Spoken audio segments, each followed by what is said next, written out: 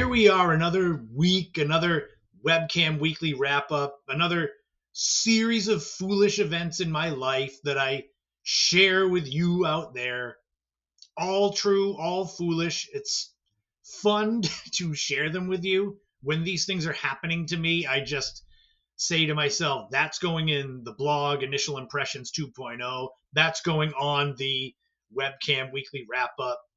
Two things before I even started this. I'm trying to get my ring light, which is what lights me up. And I couldn't find my adapter plug because it doesn't have a plug to plug into the outlet. You have to have an adapter. You plug into that. And so I can't find it. And I'm walking around like, you got to be kidding me. What did I do? Just throw it in the trash after last week? No, I found it after a few minutes. Then I decided, so you can see I've got my regular microphone. But I had bought a lapel clip-on mic at Five Below this past week. And I was testing it out, and I couldn't figure out if it sounded good or not. Like, I know this one sounds good. This one I couldn't tell, so I decided to not use it. It's like going to end up being a waste of money. $5, but, wasted. But anyway, welcome into Webcam Weekly Wrap-Up, the latest edition, 15th edition. I'm going to start right off. So, hey, those of you that watched last week, I did get my new phone. I had said UPS was supposed to show up. I put in the edits that it showed up about 2 hours after I got done recording, which is fine. It's great. That's why I went to Five Below. I needed to get a case so that I don't destroy it immediately. So when I was out getting the case, getting the screen protector for my phone, I went to Target, I went to Dick's Sporting Goods, just looking around. I wanted a backpack to bring with me on hikes, walks, instead of taking a photo bag and such, because I have so many different pieces of equipment now. I got the selfie stick that's right there holding up the ring light. I have a gimbal, which works on stabilization of if I want to film with my phone, so that if I'm moving around, it doesn't look like I'm falling down the stairs. So I got that. I have crystals that I use with some of my photos that are pretty cool. So I don't want to have all that jumbled together. So I wanted to get a nice backpack. So I'm wandering around Dick's Sporting Goods. Backpacks are really expensive. I was finding ones that were for fishing that cost like $100. And I'm like, well, I'm not going fishing, so why do I need that? So I'm wandering. I end up coming upon the compression sleeves, elbow, wrist, knee, ankle, all that normal stuff. Compression to help, warm muscles, help with muscle relaxation, all that good stuff. And for a brief moment, I'm looking at this huge wall of compression sleeves and compression garments. And I thought to myself, why don't they have compression sleeves for your neck if your neck is sore? For a brief moment. And the funny thing is, I could hear my friend Barry's voice in my head just saying, wouldn't that just make you pass out?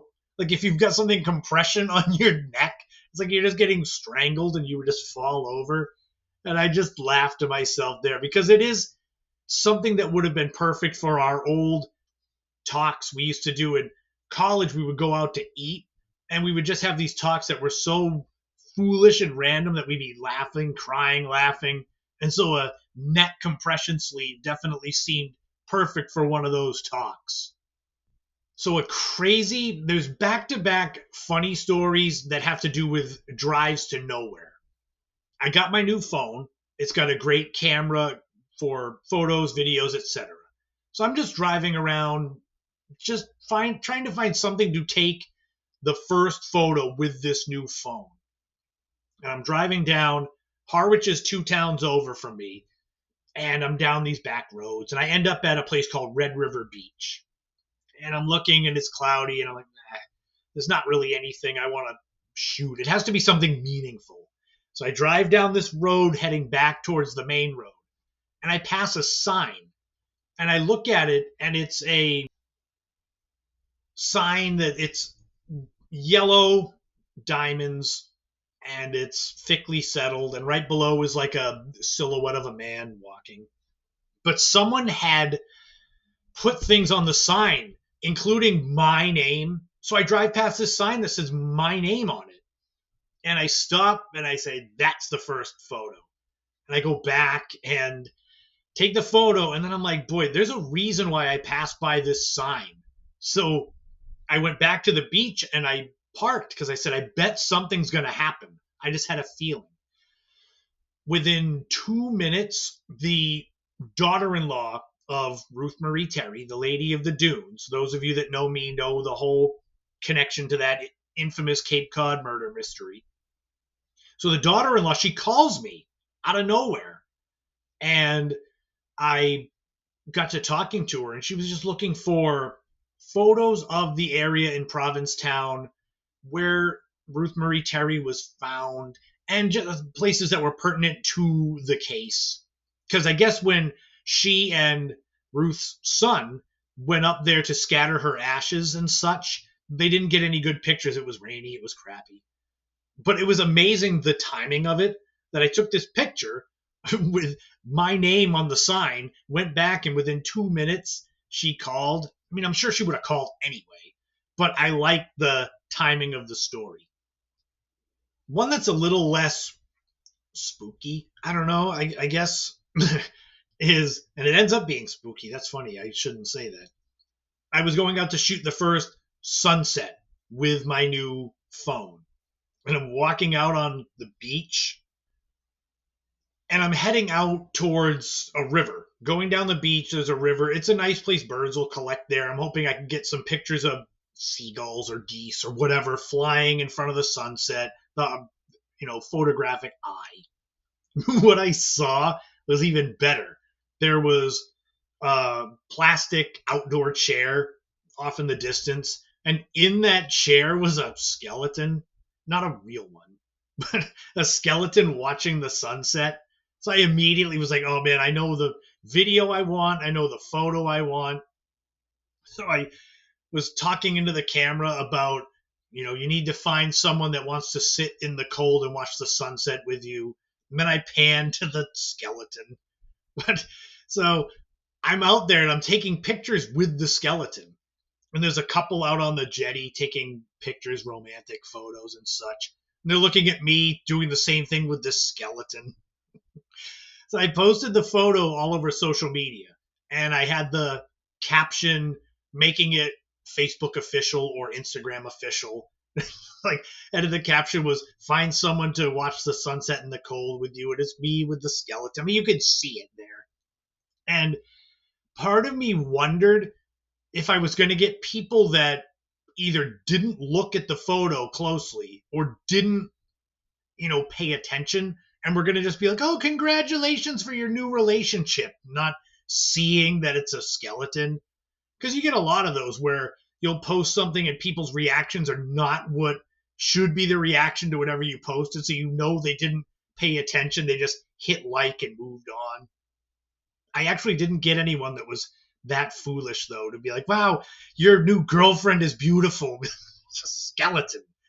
Thanks. That's what you think my standards are? I go to rob a grave and just hang out with the skeleton.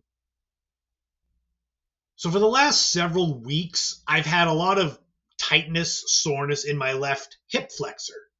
That's the group of muscles that attaches your hip to your lower leg. And I've been doing a lot of foam rolling, stretching, trying to loosen it up, but it hasn't really been helping. And I was wondering, what is wrong with it? Why is it, aggravated? And it dawned on me a few days ago, sadly, that the reason it's been so tight is because I've been sitting so much that if you sit a lot and do it all the time, your muscles, especially your hip flexors, your glutes, your butt, the muscles will shorten because they don't get used. This actually happened to me when COVID first started, where I was sitting all the time and I would stand up and both my hip flexors would just snap. They would, well, not snap, they would pull and it would hurt. And it dawned on me it's because I'm sitting and not using them. So now I'm at work. I have a stand-up desk again, which was pretty funny because the first day I had the stand-up desk, my legs were so tired because they're not used to standing upright for hours at a time. But I figured it's better to get my legs used to standing up, because if I sit that much for that much longer, my hip flexor is going to be so short that my leg will just be up in the air like Daniel LaRusso at the end of Karate Kid. I'll be looking like I'm doing the crane technique all the time. Just, I don't want that. So I don't have a fear of spiders. I mean, I guess, so I can't understand those that are terrified of spiders. I had one time I did a road trip down to Florida, and I was getting gas at a gas station in Virginia in the middle of nowhere. And I went to use my credit card at the pump, and nobody had been there in so long that a black widow spider had made like a web around the credit card slot. So even that, I was like, it is what it is. If I had been writing a blog back then, I would have put it in there. So at the gym at my work the other day, one of my favorite clients, she was there. We were doing a session. And after the first circuit, so 5 exercises, you go around a few times. That's how you burn calories, etc. And she went and got her water bottle and went to the water fountain. This is BCAAs for after the gym. I'm actually recording this before the audio podcast. I went to the gym. I got home 45 minutes ago. I said, I have kind of a runner's high going. So let me do that and see how things come out. But that's my recovery drink. In case you wonder, what's this? Just like vodka? No, it's not. Although I used to do that with my BCAAs when I was a bad boy. Anyway, this client, she went over to the water fountain and she's going to fill her water bottle up. So I'm turned around. I'm not looking. All of a sudden, she screams. And I turn and the water bottle is flying in the air and it lands and water is everywhere on the floor. First thing I thought was that she pressed the hot water instead of the cold and burned herself. So I'm over there like, oh my God, what happened? What happened? She said a spider crawled across the top of her water bottle and she's terrified of them. So the bottle just went, Once I knew she was all right, I went out of the gym and got some extra paper towels because I was dying laughing. It was so funny. It was like something I would have written for a skit I would have done with my camcorder. I had mentioned my recovery drink having a bit of a runner's high. It wasn't from running. It's just from exercising. Sadly, I'm at the point now where, my years of being a pretty good distance and speed runner, not to pat myself on the back, but I was pretty good. I mean, you can see this photo of me. It's not that long ago. Well, it is, but 6-7 years ago, I got injured. My right hip was displaced for several years. So it wasn't dislocated. It was just out of alignment. And if you're out of alignment and you're trying to run or walk or do things in daily life, everything gets affected. But the thing is, when I got to my current job at training, my boss had me do a foot scan. That's where I learned that I had fallen arches from years of running. And the thing is, he put me in these special insoles for people with fallen arches. Keep that in mind. So I still would run, not like I used to. God, there's no way. But the thing is, I was running in the same type of shoe that I've been running in since 2012. Neutral shoes, meaning they're for people with normal arches. Before that, I had been running in what they call stability shoes. They have more support under your arch, under your ankle, to protect your arch if you have flat feet, fallen arches, or your feet tend to roll inward as you run. And I've got that now, but I've been running in the neutral shoes, and it dawned on me maybe I should go back to the stability shoes because I have now the issues that those will help. It's one of those that sometimes it takes me a while to get these things through my head. So I've got my old friends, the Brooks' adrenaline coming back. We'll see. Maybe I still can't run. Maybe my feet will just explode. But it's better to try and fail than to keep running in the shoes that are not working. Besides the running shoes that are coming in the mail, I am now of the age where I get excited to get a coat rack. I'm like, God, am I really there? But yes, I am. It's not a rack. It's more of a stand with hooks on it. And I've been putting coats and long sleeve shirts and stuff just piled on a chair, which is like, it just screams teenage boy. And I haven't been a teenager since the 90s. So this coat rack came and I'm all excited. Like, oh man, I'm almost a full grown adult as I'm on the downside to 50. Yay, coat rack. Here's an interesting question. When is the appropriate time for you to put on your blinker before turning? There seems to be two types of drivers. There's one, and they both suck, but there's one who puts their blinker on like as they're making the turn. So you basically have to slam on your brakes because they don't slow down. They just take the curve because they're idiots. And then there's the other one that puts their blinker on like 1,000 feet before their turn. So they're passing roads and driveways and they're just going 5 miles an hour. And it's like, is there a middle ground? I try to be good about that where I give enough warning, but I'm not just leaving my left turn signal on for 5 miles and people are just like want to ram me and knock me off the road. I ask because I dealt with both of those this week pretty much on the same drive. And I'm sure most of you deal with that on a daily basis. So as we start to wrap up here, I have the newest video that went up on YouTube is a segment from the podcast from way back about the game called Manhunt. Those of you that grew up in the 80s and 90s might know what it is. It's playing hide and seek in the dark. And I've wanted to share the video version of it for a while, and it's finally went up Friday. So I record this Friday, it goes up Monday. So it went up on Friday. And what I wanted to do was share with you one of my favorite stories ever, one of the most embarrassing stories ever from Manhunt. There's actually a couple. Oh boy, I want you to watch the video though. I don't want to just do a narration of it. So when we would play Manhunt in my neighborhood, it was nice, rural, quiet. This was, 1990, 91. It's probably around the time frame. And I had a Jason Voorhees mask. It glowed in the dark. I decorated it all up to make it look scarier or more authentic. What we would do is the start and the safety base would be my house front step. So I'd be Jason. I was the one that was the seeker. And all the other kids would have, 5 minutes to scatter in the neighborhood. And this was a good sized neighborhood where there were several streets in a row. It was kind of a rectangle with connecting streets and cul-de-sacs. And all of it was in bounds, which made it so much fun.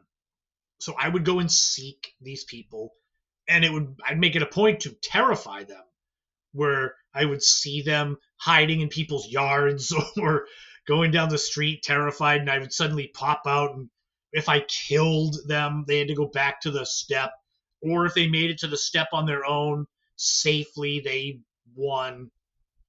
There was one time that my friend Matt, he always wanted to be Jason, be the seeker. And I'm like, no, you're not wearing my mask. But I also had a Freddy Krueger costume, the glove, the hat. I had the mask, but I don't think I had him wear the mask. But we were both killers. Now, this is 1991, probably. So we're talking 12 years before Freddy versus Jason came out. We were ahead of our time. We should have just filmed it. But the idea was, at the end of the game, we would go in my backyard in the grassy area and have our final battle, Freddy versus Jason. This is all true. So the game's over. There's a spotlight in the grassy area. And he and I come together, and all the rest of the kids that were playing, I don't know how many there were, 6, 8 others, they're watching us for the big battle. And we lock up like it's wrestling, and we're scuffling around. And so one of us, I don't know which one, but we slipped in my dog's poop and fell in it and rolled in it. We're just like covered in dog poop. And this is supposed to be the big battle between Freddy and Jason, where it's like it starts off with us just getting covered in dog crap. The game was over like immediately. Like, what a bust that was. It would have been probably a good movie. You go see Freddy versus Jason and they fall in dog poop. And just, all right, the movie's over, and it just fades to black. But, oh, man. That's part of the video, the Manhunt video, is that story. But I love telling it because it's just so perfectly. It's like this whole Webcam Weekly Wrap-Up. It's stuff like that just through life. Oh, man. But I wanted to share that. Go watch the video, though, also, because there's other stories. I won't share the other funny one. It's a tease. You've got to go watch. But I hope you've enjoyed this week's Webcam Weekly Wrap-Up. Definitely, if you enjoy my content and you want to support me, the audio podcast, YouTube videos, the blogs, all that, you can become a subscriber on Patreon. I do monthly bonus podcast episodes. I just put up last week or the week before all of the outtakes from these videos. They get edited, so, they're pretty seamless. But there's always stuff that I have to cut out. I've already done a couple of times of drinking this. It's like I don't want to have you tune in to watch this video and it's me drinking stuff. It's like, yay. Who wants to watch that? But you can follow me all over social media. With my new phone, I now am more on TikTok, posting videos. I even have my YouTube account on there so I can post shorts, which I'm trying to get enough followers or watch hours so I can monetize my YouTube channel and do live streams. If I could monetize my channel and do live streams, this would just be a live stream. You'd see all the foolishness, but it would be more fun. I'd have it at a time where everyone could watch.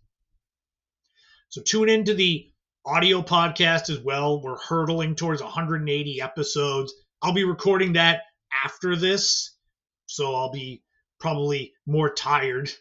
I'm definitely amped up from the gym, so that may be how I do this from now on. Thank you so much for tuning in. Share it with people that you think will enjoy this kind of crazy randomness. Or if you have this kind of randomness in your life, definitely comment and share with things that have happened to you. Because I can't be the only one. I know I'm not the only one. But we will wrap it up there. You know where to find me everywhere. I talk about it every week. My website, ChristopherSutherland.com, with my 9 books. Yes, I am an author as well. I'm not just a fool talking about his daily life. And I'll be back next week. I know it'll be another week of craziness, so get ready for that. So until then, enjoy your week because it's Monday when you're seeing this, and I'll see you next time.